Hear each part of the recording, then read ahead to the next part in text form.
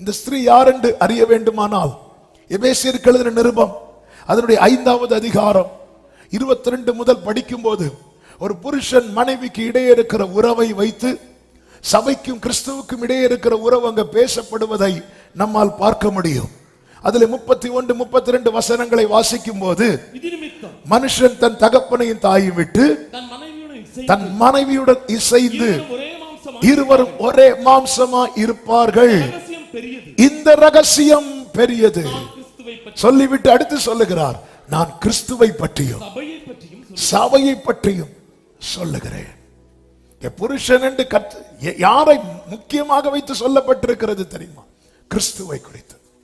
ஸ்திரீ என்று யாரை வைத்து சொல்லப்பட்டிருக்கிறது தெரியுமா? சபையை குறித்து.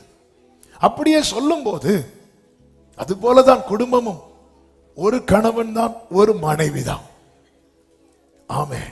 இந்த ஸ்டெப்னி எல்லாம் கிடையாது, வேறெல்லாம் கிடையாது. இந்த ஒரு வீல் பஞ்சர் ஆனா இன்னொரு வீலை கொண்டு மாற்றுறது கிடையாது. யோபுவுக்கு எல்லாத்தையும் கை வைக்க வச்சார்ல. மனைவியை தொட விட்டாரா? இல்ல. தொட்டா அடுத்து அதை எத்தனையா கொடுக்கணும், அதனால தொடல, விட்டுரு, இதுதான். மீது எல்லாமே 2 மடங்கா கிடைச்சு.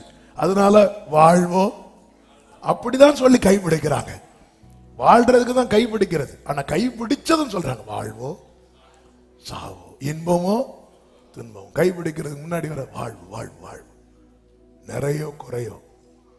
ஆமென். அப்படிதான் கர்த்தர் கிறிஸ்துவுக்கும் சபை, அப்படிதான் புருஷன் மனைவி. நிறைய காரியங்கள் நம்முடைய கற்பனை நம்முடைய துணையாய் வராது. ஆனால் நமக்கு துணையாய் வந்தது ஆண்டவருடைய கற்பனை.